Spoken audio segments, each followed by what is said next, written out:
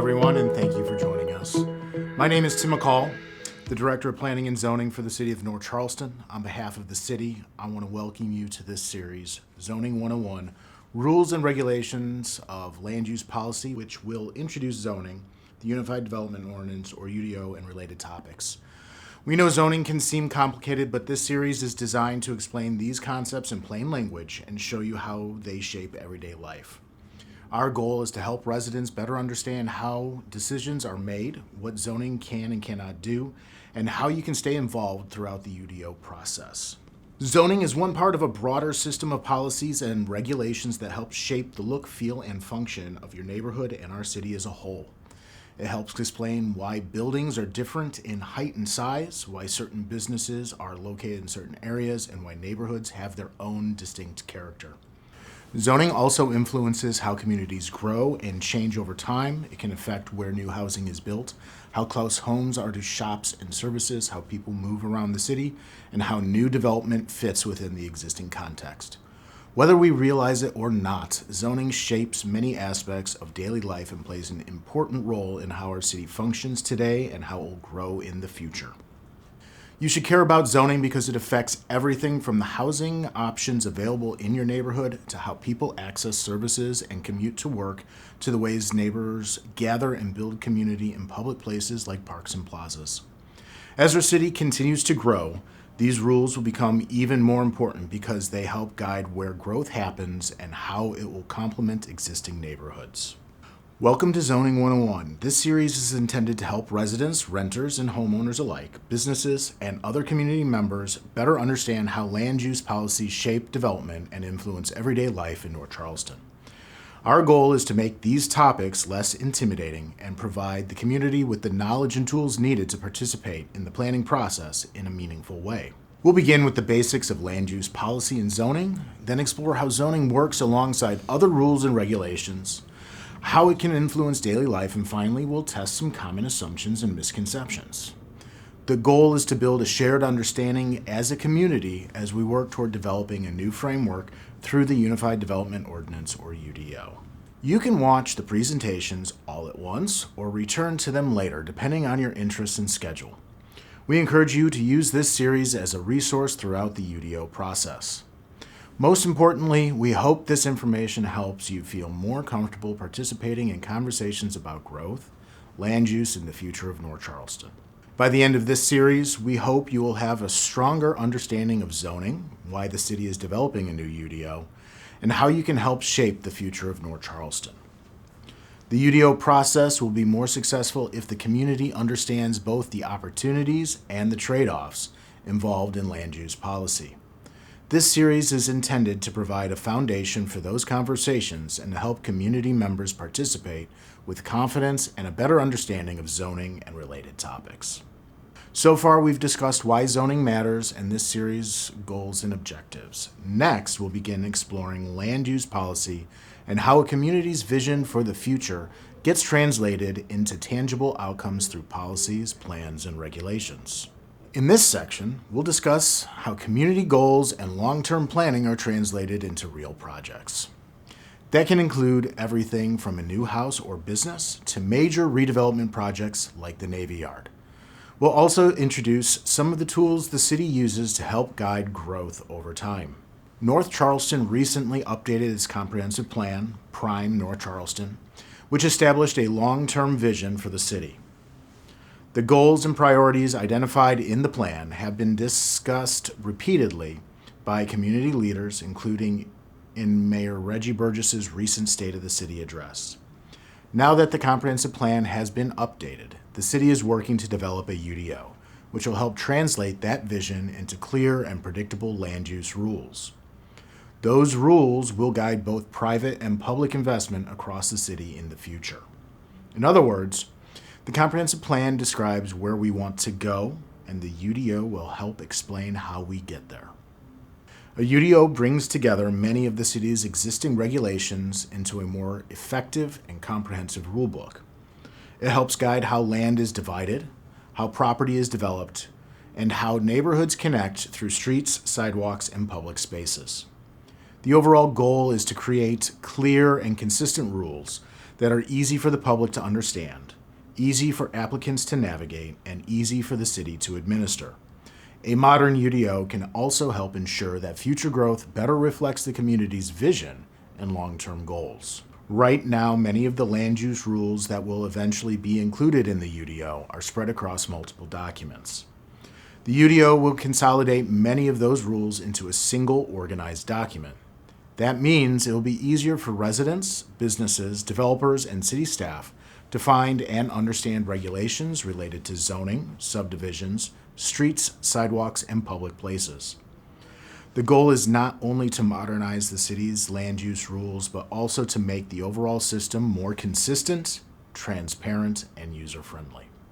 In this section, we discussed how community goals and policy objectives are translated into tangible outcomes and introduced the purpose of the UDO. Next, we'll shift into the fundamentals of zoning and explore how land use tools help guide growth throughout North Charleston. In this section, we'll focus on the fundamentals of zoning and how zoning rules guide growth over time. We'll also explore some of the main tools used in zoning and how they influence the character of neighborhoods and the city as a whole. At its core, zoning is a set of rules that determines what, where, and how something can be built. Zoning helps residents, businesses, property owners, and developers understand what types of buildings and activities are allowed in different parts of North Charleston. It is intended to balance private property rights with broader community goals like improving quality of life, fostering sustainability and resiliency, supporting economic opportunity, and increasing mobility and connectivity. In many ways, zoning serves as a framework for how a community grows and changes over time. Zoning primarily relies on two main tools. The first are rules and regulations, which establish standards, requirements, and metrics. The second is the zoning map, which shows where those rules apply throughout the city.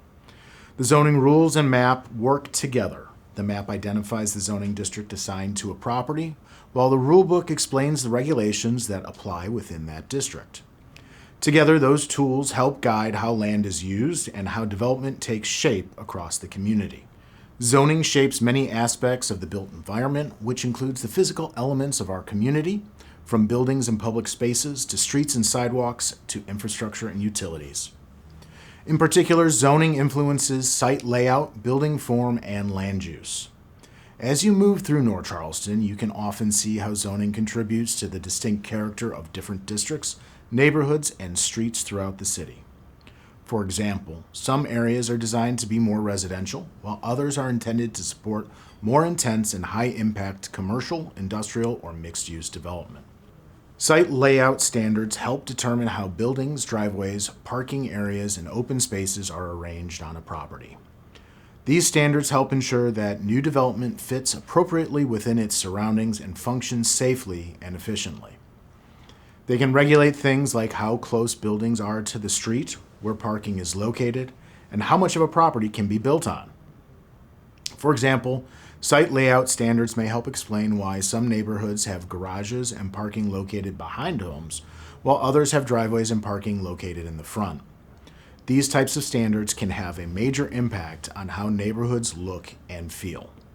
Building form standards focus on the scale and appearance of buildings. These standards can regulate building height, width, design, and how buildings connect to the street and surrounding properties. The goal is to help create development that contributes positively to neighborhood character and public space. For example, building form standards may determine whether a property owner can add a story to a house, build a large addition, or renovate a structure in a way that changes its size or design. These standards help shape the physical elements of development throughout the city. Land use standards determine what types of activities are allowed in different zoning districts.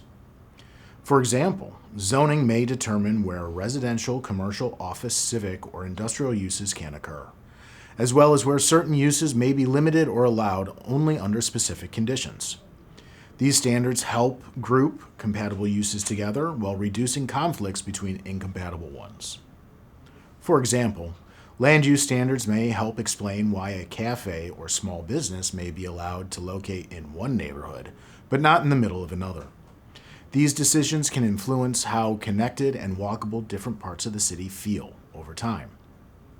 In this section, we covered the basics of zoning and explored how it helps guide growth and development. We also discussed how zoning influences site layout, building form, and land use throughout North Charleston. Next, we'll explore how zoning works alongside subdivision rules and other regulations that shape the built environment. Zoning is important, but it is only one part of a broader system of policies. In this section, we'll explore how zoning works alongside other rules and regulations to help shape neighborhoods, infrastructure, and the overall built environment. It's important to understand both the potential and the limitations of zoning. Zoning can strongly influence development patterns, but it does not control every aspect of how cities function or grow. Many other policies, regulations, and processes also shape the built environment and influence how communities operate. Understanding how these systems work together helps create a more complete picture of how decisions are made. Zoning and subdivision rules work closely together. Zoning primarily focuses on what can happen on individual properties, such as site layout, building form, and land use. Subdivision rules, on the other hand, focus on how land is divided and organized into neighborhoods. Together, these systems help shape both private investment and public infrastructure that supports daily life. The UDO will combine these related systems into a coordinated and user-friendly rulebook. This slide illustrates how zoning and subdivision rules work together to shape neighborhoods and development patterns. Together, these systems create the framework for how communities grow and function over time. This coordination helps ensure that neighborhoods are accessible, connected, and supported by the infrastructure needed to serve residents and businesses. The public realm includes streets, sidewalks, parks, trails, and other public places. These spaces help connect neighborhoods, support safe and efficient transportation options, and create shared spaces where people interact and experience the community. The rules governing the public realm help determine how people move safely and comfortably throughout the city, whether they're driving, biking, walking, or using public transit. Thoughtful planning and design of the public realm can have a major impact on neighborhood character and overall quality of life. Zoning rules also work alongside environmental standards. These standards address issues such as stormwater management, tree preservation, flood protection, utility systems, and natural resource protection. As North Charleston continues to grow, coordinating growth with infrastructure improvements and environmental protection will become increasingly important. These standards help ensure that development is safe, resilient, and sustainable over the long term. Property ownership comes with important rights and opportunities, but growth also occurs within a broader community context. Land use policies help balance private investment with community goals related to housing options, neighborhood character, economic opportunity, transportation, and quality of life. One of the central purposes of zoning and other land use policies is to help manage that balance fairly and predictably. Beyond the regulations covered in the UDO, including zoning, subdivisions, environmental standards, and the rules for streets, sidewalks, and public places, many other policies influence how cities function and grow. Municipal codes related to building and construction, fire safety, public health, transportation, parks and recreation, and taxation all play a role in shaping the built environment. Each of these systems influences development in different ways, and they often work together to support broader community goals. The UDO is one important piece of that broader system, but it is not the only tool that shapes how the city evolves. In this section, we explored how zoning connects with subdivision rules and other policies, regulations, and processes that shape the built environment. We also discussed how these different rules and regulations work together to support neighborhoods, infrastructure, and public spaces throughout North Charleston. Next, we'll focus on how zoning affects everyday life and influences the experience of living, working, and moving around the city.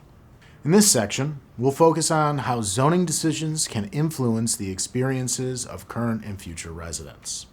As we've discussed, zoning affects many aspects of daily life, whether or not we realize it. The examples in this section highlight some best practices that cities often use to help balance growth with broader community goals. While every community is different, these examples demonstrate how zoning can be used as a tool to help shape more livable and resilient cities. One important goal of zoning is predictability. Clear and consistent standards help residents, businesses, developers, and city officials better understand expectations and reduce uncertainty. Predictable rules also support fairness and transparency by helping ensure that similar situations are treated consistently over time. When the rules are easy to understand and consistently applied, it becomes easier for communities to plan for growth and for property owners to make informed decisions. At the same time, rules sometimes need flexibility.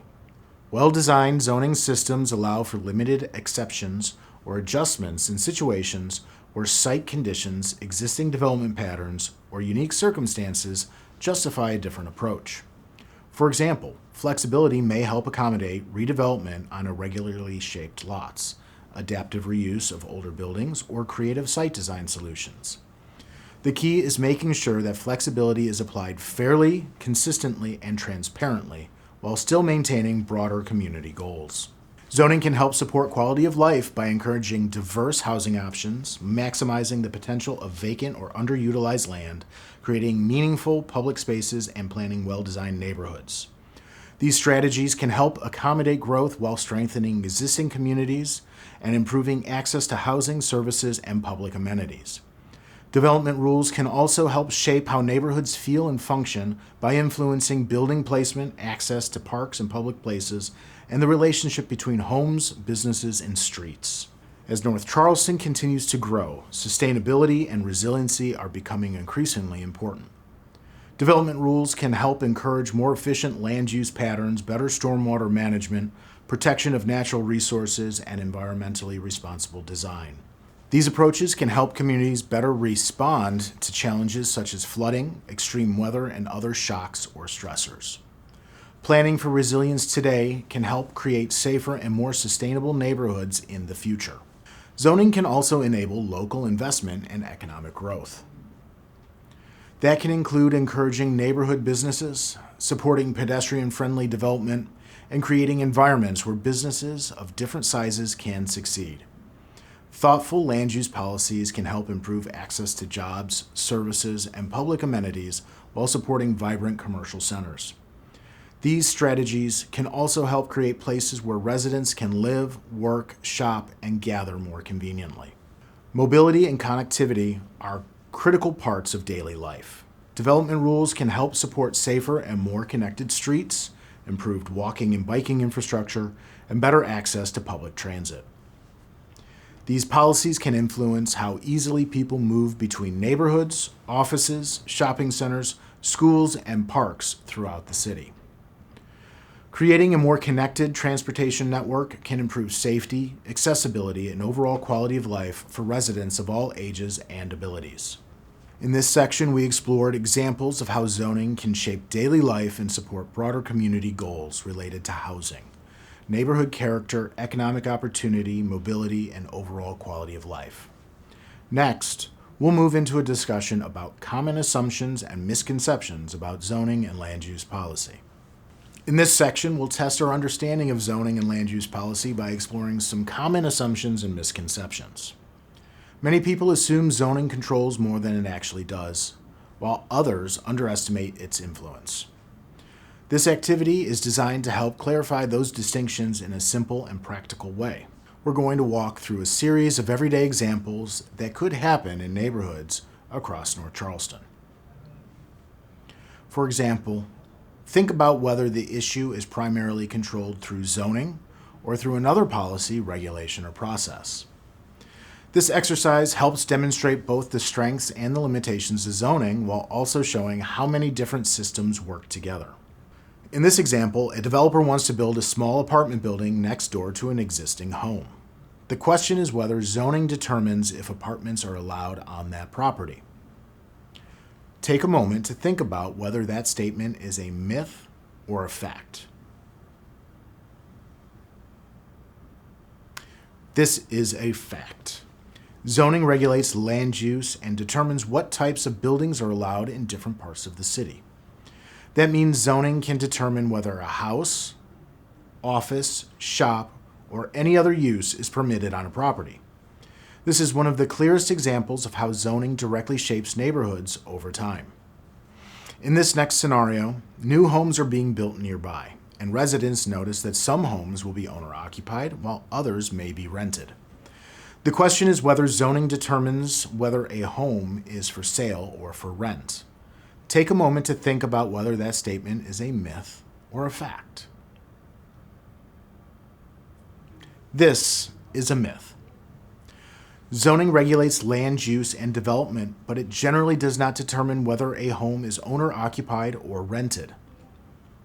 That decision is typically made by the property owner or developer rather than through zoning. This example highlights an important distinction between zoning and property ownership. In this example, a new development is proposed, and nearby residents are concerned about how much parking will be provided.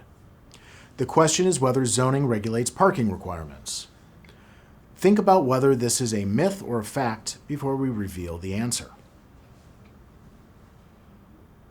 This is a fact.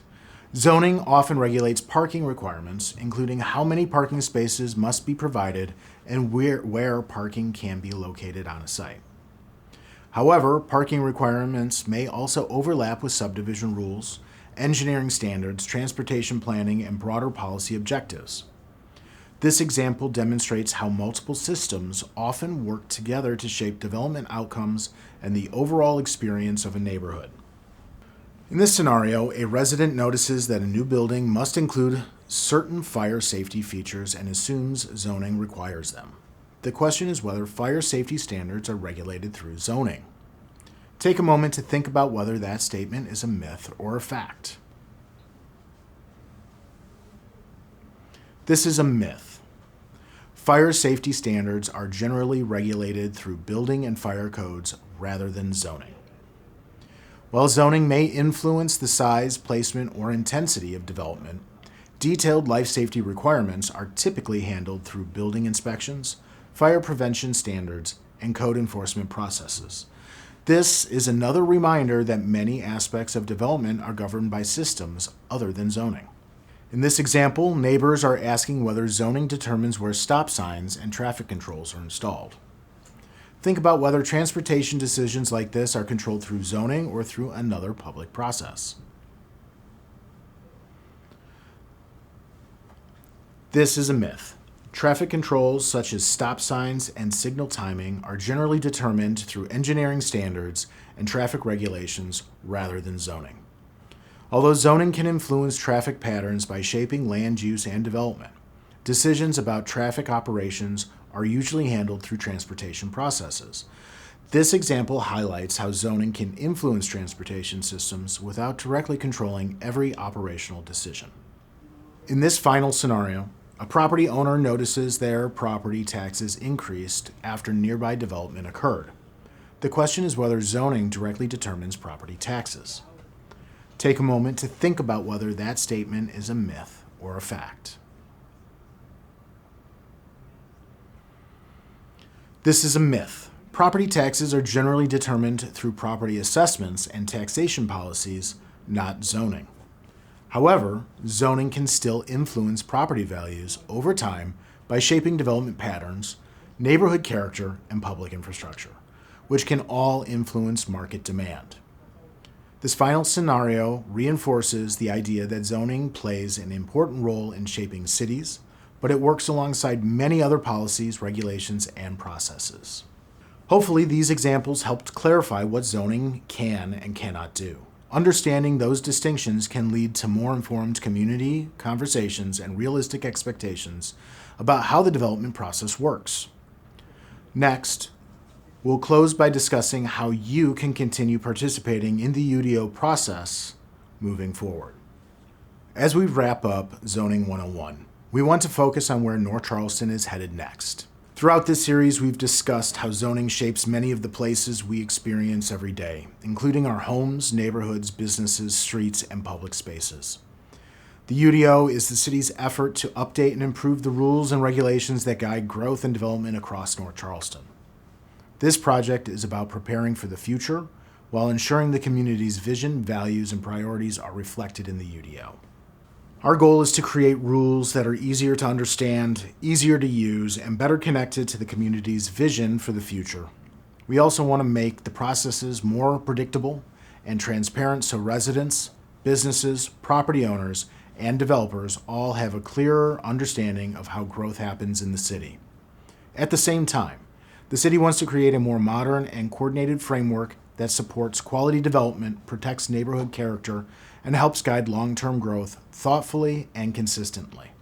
North Charleston is continuing to grow and change, and the city wants to make sure we are planning intentionally and proactively. Many of the city's existing rules and regulations were written at a different time over many years, which can make the current system difficult to navigate and administer consistently. This project provides an opportunity to modernize and organize our development regulations into a clearer and more coordinated rulebook that better reflects today's needs, priorities, and goals.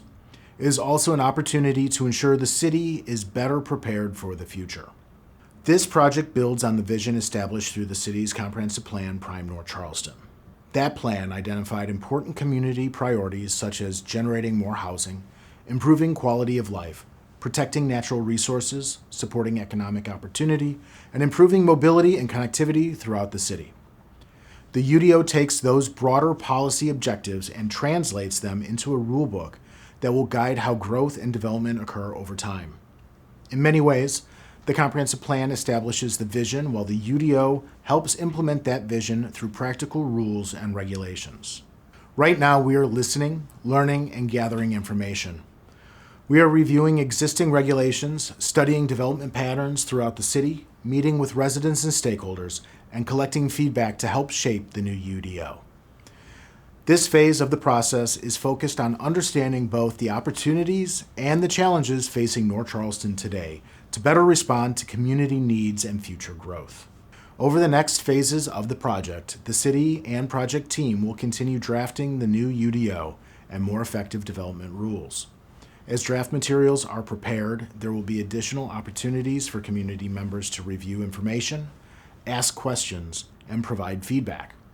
Community engagement will continue to play an important role throughout the process because public input will help shape how these rules evolve. The goal is to create a framework that reflects both technical best practices and the community's shared vision for the future. Now that you've completed Zoning 101, we encourage you to stay involved in the process. One of this series' goals is to make zoning and related topics easier to understand so more people feel comfortable participating in conversations about the future of North Charleston. Community feedback and participation are essential to the success of this project, and there will continue to be opportunities to share ideas, ask questions, and help shape the direction of the UDO. This slide shows the overall project timeline. The process includes community engagement, development of the UDO framework, drafting updated rules, public review, and eventual adoption by the city. Because this is an important long-term project for North Charleston, there will be multiple opportunities for public participation throughout the process. We encourage community members to stay engaged as it moves forward. There are several ways to stay connected and involved. You can visit the onenorthcharleston.com project website for updates, draft materials, and other resources. You can also sign up for the project newsletter, attend meetings and events, and continue sharing feedback.